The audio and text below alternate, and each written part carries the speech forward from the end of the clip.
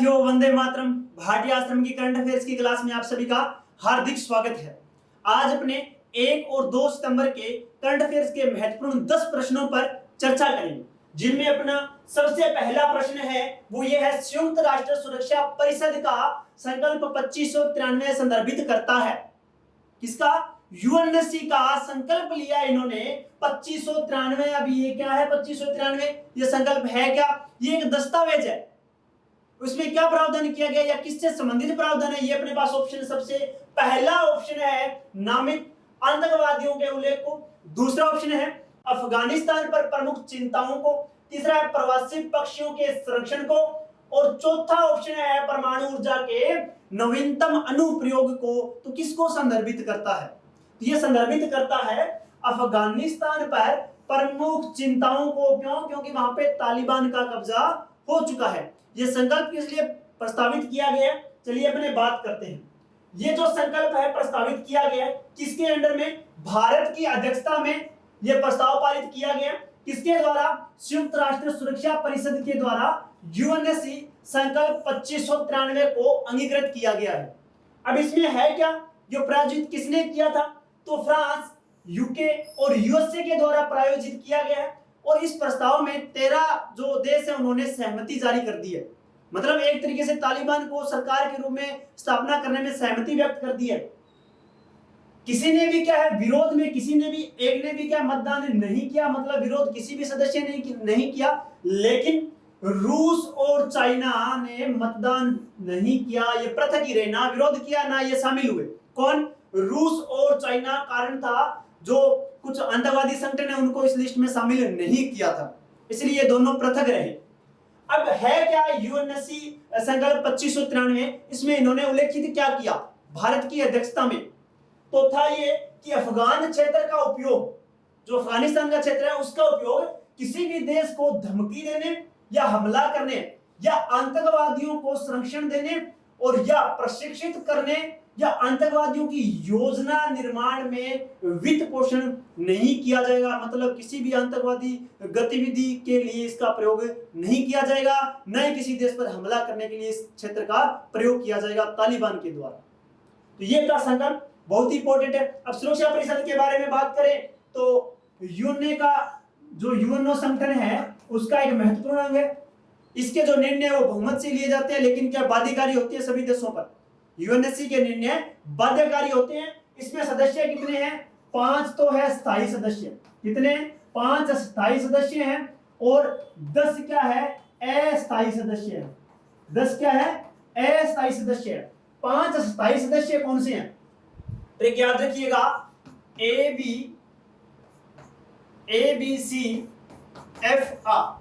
ए से अमेरिका, ए से America, Britain, B से ब्रिटेन मतलब यूके, सी से चाइना, एफ से फ्रांस और आर से रूस। तो ये क्या है? 5 क्या है? स्थायी सदस्य हैं सुरक्षा परिषद के। जो संयुक्त राष्ट्र सुरक्षा परिषद उसके 5 स्थायी सदस्य। तो ये अपने जाना। चलिए चलते हैं दूसरे प्रश्न पर। हाल ही में भारत का पहला ट्राइबल फूड पार्क कहां खोला गया है? कि भारत का पहला ट्राइबल फूड पार्क कहां पर खोला गया? ऑप्शन अपने पास है सूरत में, जगदलपुर में, दादरी में या नई दिल्ली में। इसका सही आंसर होगा जगदलपुर में। और जगदलपुर जो है वो है कहां पर? वो है अपने छत्तीसगढ़ के बस्तर जिले में। तो छत्तीसगढ़ के बस्तर जिले में जगदलपुर है, जहां पर क्या है जो अपना ट्राई फूड पार्क है वो खोला गया है। अब ये ट्राई फूड पार्क की योजना क्या है? तो ये जो योजना है ट्राई फूड की, मतलब जो जनजाति है उनको, इसका उद्देश्य भी अपनी चर्चा करेंगे कि जनजातीय जो उत्पाद होते हैं, लघु वनोपज होते हैं, उनको एक बाजार उपलब्ध करवाना। ठीक है, तो ये जो योजना है कौन सी? ट्राई फूड योजना है। 3 जो 2 मंत्रालय और एक जो संघ है, संगठन है, वो शामिल है इसमें। अब क्या ये खाद्य प्रसंस्करण उद्योग मंत्रालय और जनजातीय कार्य मंत्रालय, इसी के साथ में भारतीय जनजातीय सहकारी विपणन विकास संघ, तीनों ने मिलकर इस योजना को बनाया है। ट्राइबल फूड पार्क जो योजना है ये इनकी देन है। उद्देश्य क्या है इसका? लघु वनोपज, माइनर फॉरेस्ट जो प्रोड्यूस होते हैं उनका मूल्यवर्धन करना। इससे स्थानीय लोगों के लिए क्या होगा कि उचित वाणिज्यिक मूल्य उत्पाद और रोजगार के अवसर क्या होंगे, सृजित होंगे। ये है ट्राइबल फूड पार्क योजना। चलिए चलते हैं अगले प्रश्न पर। अगला प्रश्न समाचारों की सुर्खियों में रहा हुती विद्रोह समूह है, किस देश से संबंधित है? ऑप्शन अपने पास है जिबूती, यमन, ईरान या म्यांमार। इसका सही आंसर होगा यमन। यमन के अंदर है हुती विद्रोह समूह है। चर्चा में इसलिए था क्योंकि इन्होंने क्या किया, एक बड़े विमान पतन पर हमला कर दिया। जो हुती विद्रोह है बहुत इंपॉर्टेंट है, चर्चा में रहता है।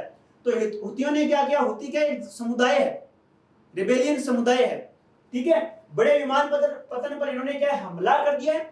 और यमन के अंदर क्या है कि लगभग 2015 से, कब से, 15 से गृह युद्ध जारी है। कारण क्या है कि एक तरफ तो क्या, जो यमन की जो सरकार है वो सऊदी अरब से समर्थित है, ठीक है, सऊदी अरब के द्वारा समर्थित है। और दूसरी ओर ईरान जो है उसके द्वारा समर्थन किया जाता है किनको, हुती विद्रोहियों को। कि आप क्या करें, अपनी गतिविधियां जारी रखें। किनके द्वारा, ईरान के द्वारा ये कहा जाता है। तो ये एक तरीके से वहां गृह युद्ध जारी है 2015 से। उसी के चलते क्या, हुती जो रेबेलियन समूह है वो बार बार हमला करता रहता है। तो ये चर्चा में रहता है। चलिए चलते हैं अगले प्रश्न, या उससे पहले अगर अपने देख लेते हैं। चलो अगले प्रश्न से पहले अपने मैंने मैप ऐड किया इसमें। यमन कहां पर है, ये देखिए यमन, ये यहां पर है जिबूती। मैंने आपको मैप में करवाया था कि ये है लाल सागर। कौन सा, लाल सागर। और लाल सागर में यहां पर भूमध्य सागर और लाल सागर कौन सी नहर जोड़ती है, स्वेज नहर जोड़ती है, ठीक है, स्वेज नहर जोड़ती है। और यहां जो अपना गल्फ ऑफ अदन है, ठीक है। लेकिन यहां लाल सागर और गल्फ ऑफ अदन की बात करें तो यहां पर कौन सी संधि है, ये पिछली क्लास में करवाया भी था देवेंद्र सर ने, बाब अल मंदेब। कौन सी है, बाब अल मंदेब जल संधि है, ठीक है। और ये है अपना यहां पर यमन, ये नहीं, ये सूडान, सॉरी, ये है यहां पर यमन, ये यमन, ठीक है। ये सीमा बनाता है बाब अल मंदेब की। तो ये अपने देखा। चलिए चलते हैं अगले प्रश्न पर। अगला प्रश्न है चर्चित दीपोर बील वन्य जीव अभयारण्य कहां पर है? दीपोर वन्य जीव अभयारण्य है वो कहां पर है? ऑप्शन है अरुणाचल प्रदेश, असम, मेघालय या सिक्किम। इसका सही आंसर क्या होगा? इसका सही आंसर होगा असम। असम के अंदर है। चर्चा में क्यों था दीपोर बील जो वन्य जीव अभयारण्य है? क्योंकि इसको क्या इको सेंसिटिव जोन में शामिल कर लिया है, इको सेंसिटिव जोन में शामिल कर लिया है दीपोर बील वन्य जीव अभयारण्य को। कारण क्या है? क्योंकि यहाँ पर क्या जो गतिविधियां हैं, मानवीय गतिविधियां, जिसके द्वारा क्या इसको क्षति पहुंचाई जा रही है। देखिए किस मंत्रालय ने क्या इसको उसमें शामिल किया है, तो देखिएगा पर्यावरण वन और जलवायु परिवर्तन मंत्रालय ने, किसने? पर्यावरण वन और जलवायु परिवर्तन मंत्रालय ने क्या इसको दीपोर बील वन्य जीव अभयारण्य को पर्यावरण संबंधी क्षेत्र इको सेंसिटिव जोन के रूप में अधिसूचित किया है। और इसकी अधिसूचना क्या है? ये अधिसूचना है क्या?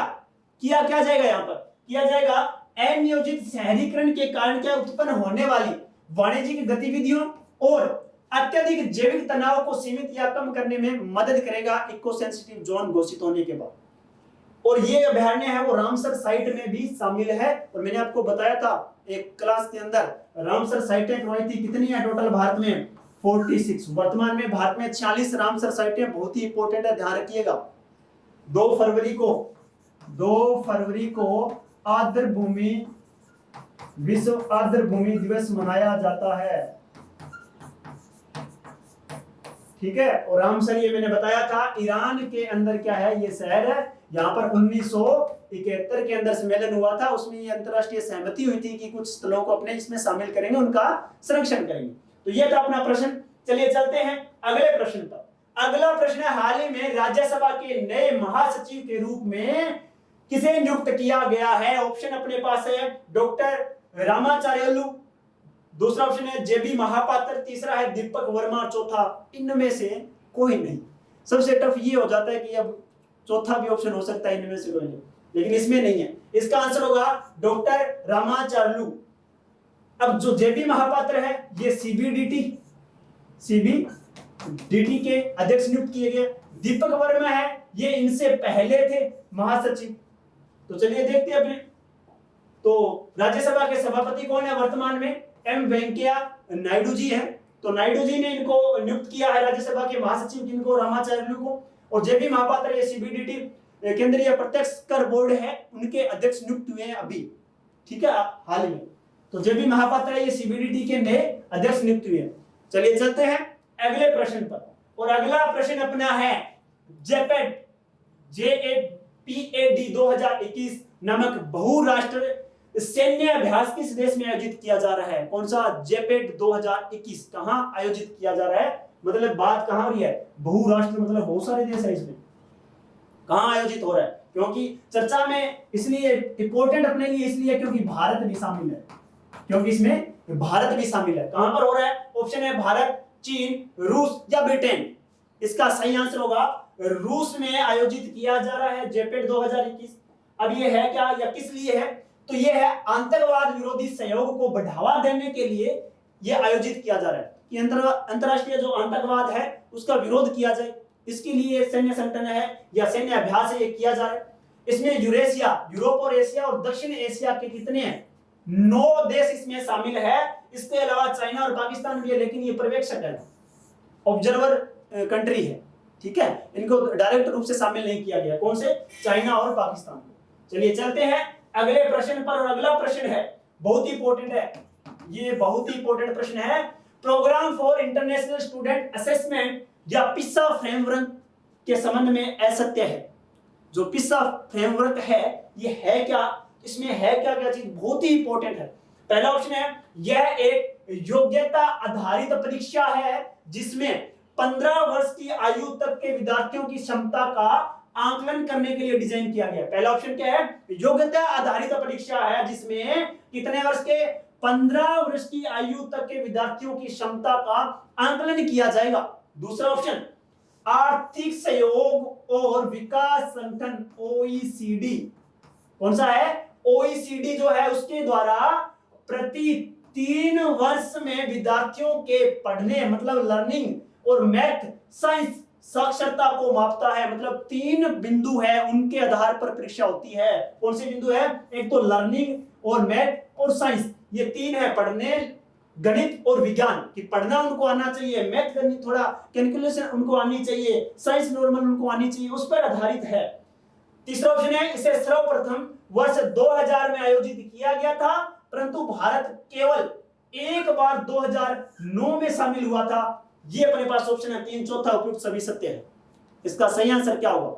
इसका सही आंसर होगा उपयुक्त सभी सत्य है, बिल्कुल सत्य है। OECD के द्वारा ये आयोजित करवाया जाता है। OECD क्या है? ये भी जो अपना संयुक्त राष्ट्र है उसकी एक एजेंसी है, ठीक है, फ्रांस पेरिस में इसका मुख्यालय है। तो OECD है, ये प्रति 3 वर्ष में ये आयोजित किया जाता है। और ये तीसरा है, 2000 में पहला था और फिर 2003 में, फिर 2006 में और फिर 2009 में, हाँ तीसरे चौथे में भारत शामिल हुआ था। तो भारत केवल एक बार कब हुआ था? 2009 में शामिल हुआ था। 74 देशों में से 73वीं रैंक आई थी। कितने? 74 देशों में से 73वीं रैंक आई थी भारत की। और भारत ने कहा ये जो मेथड है वो सही नहीं है, हम इसका खंडन करते हैं, हम इसमें शामिल ही नहीं होंगे। तो उसके बाद में शामिल नहीं हुए। लेकिन जो 2021 का जो फ्रेमवर्क है उसमें भारत शामिल हो रहा है। और कहां के बच्चे? चंडीगढ़ के बच्चे शामिल होंगे। कौन सा किया? जहां पर शिक्षा बढ़िया हो। तो चंडीगढ़ के जो स्कूल के विद्यार्थी है उनको शामिल किया जाएगा पिस्सा के अंदर। कब? 2021 का था, हालांकि ये 2022 में होगा, ठीक है, लेकिन है ये 21 का। तो ये था अपना पिस्सा फ्रेमवर्क। चलिए चलते हैं अगले प्रश्न पर। अगला प्रश्न निम्न में से असम्मिलित है। ये कुछ ज्वालामुखी है जो हाल ही में चर्चित है, ठीक है। तो सबसे पहला है किलाउआ ज्वालामुखी फिलीपींस, दूसरा है सांगे ज्वालामुखी इक्वेडोर, तीसरा है माउंट सिनबांग इंडोनेशिया, चौथा है बेरेन द्वीप भारत। अब सभी को पता है कि ये तो बिल्कुल सही है भाई, असम्मिलित है कौन सा? तो इसका सही आंसर होगा किलाउआ ज्वालामुखी। फिलीपींस में नहीं है, ये कहां पर है? ये है हवाई द्वीप में। हवाई द्वीप है प्रशांत महासागर में, उत्तरी जो प्रशांत महासागर है वहां पर हवाई द्वीप है। सबसे ज्यादा ज्वालामुखी स्थल अपने को देखने को मिलते हैं। अब चर्चित क्यों था? जो किलाउआ द्वीप है यहाँ पर भूकंप के जो झटके वो महसूस हुए जिनकी वजह से जो ज्वालामुखी है वो सक्रिय हुआ है, ठीक है, ये चर्चा में था। सांगे ज्वालामुखी इक्वेडोर में ही है। माउंट सिनबांग, माउंट मेरापी ये चर्चित है mount Merapi, mount Sinabung, mount Merapi, Semeru, Semeru, ये कहां पर है? ये जो तीनों मैंने आपको बताया ये इंडोनेशिया में है। कहां पर है? इंडोनेशिया में है। जो बेरेन द्वीप है ये भारत का सक्रिय ज्वालामुखी है, भारत का सक्रिय ज्वालामुखी है। कहां पर है ये? अंडमान में, निकोबार में नहीं, ये अंडमान में है। ठीक है, अंडमान में है। एक भारत में और है, नारकोडम। कौन सा है? नारकोडम। नारकोडम कौन सा है? सुषुप्त ज्वालामुखी है। कौन सा है? सुषुप्त ज्वालामुखी है कि एक बार उद्गार हुआ था उसके बाद में उद्गार नहीं हुआ। तो ये भी कहां पर है? ये भी अंडमान में है, भारत में अंडमान में। तो ये अपने ज्वालामुखियों का जो क्वेश्चन था करंट का वो चर्चित था, अपने किया। अब अपना अगला प्रश्न है विश्व सामाजिक संरक्षण report, world social protection report जो 21 संस्था के द्वारा जारी की जाती है। इसलिए चर्चित था क्योंकि अभी कोविड का कुछ प्रभाव हुआ है कि जो सामाजिक सुरक्षा है वो किस तरीके से प्रभावित हुई है, इसलिए चर्चा में था। तो ध्यान रखिएगा किस संस्था के द्वारा जारी की गई, ये इंपॉर्टेंट है। पहला ऑप्शन है अंतरराष्ट्रीय मुद्रा कोष, दूसरा है अंतरराष्ट्रीय श्रम संगठन, तीसरा है विश्व बैंक, चौथा है एशियाई विकास बैंक। इसका सही आंसर होगा अंतरराष्ट्रीय श्रम संगठन ILO के द्वारा जारी की जाती है। ILO की स्थापना कब हुई थी? 1919 में हुई थी। ये भी क्या है? अंतरराष्ट्रीय जो बहुराष्ट्रीय जो एक संयुक्त राष्ट्र की एक एजेंसी है जो क्या श्रम पर, लेबर पर कुछ रिपोर्ट जारी करती है। उसी के अंतर्गत इसने जारी की विश्व सामाजिक संरक्षण रिपोर्ट। चलिए चलते हैं अगले प्रश्न पर। और अपना अंतिम प्रश्न है कि आगामी किस राज्य सरकार के द्वारा 12वें डिफेंस एक्सपो 2021 की मेजबानी की जाएगी? ठीक है, ऑप्शन अपने पास है गुजरात, मध्य प्रदेश, उत्तर प्रदेश और महाराष्ट्र। इसका सही आंसर क्या होगा? इसका सही आंसर होगा गुजरात। गुजरात में कहां पर? तो गुजरात में गांधीनगर में मार्च 2022 में इसका आयोजन किया जाएगा। और इसका जो लोगो है, टैगलाइन है, वो क्या रहेगी? India the emerging defence manufacturing hub. India the emerging defence manufacturing hub है जो टैगलाइन के आधार पर आयोजित किया जाएगा। और जो इसका उद्देश्य क्या है, बहुत ही इंपॉर्टेंट है, ये ध्यान रखिएगा। उद्देश्य बहुत ही इंपॉर्टेंट है, वो है रक्षा क्षेत्र में भारत को आत्मनिर्भर बनाना। और 2024 बहुत ही इंपॉर्टेंट है ये बात, ठीक है, 2024 तक 5 बिलियन अमेरिकी डॉलर के रक्षा निर्यात का लक्ष्य पाने का माहौल तैयार करना, एक स्ट्रक्चर तैयार करना। तो ये है 2024 तक 5 बिलियन अमेरिकी डॉलर रक्षा निर्यात प्राप्त करने का। तो आज के लिए बस इतना ही। जय हिंद, जय भारत।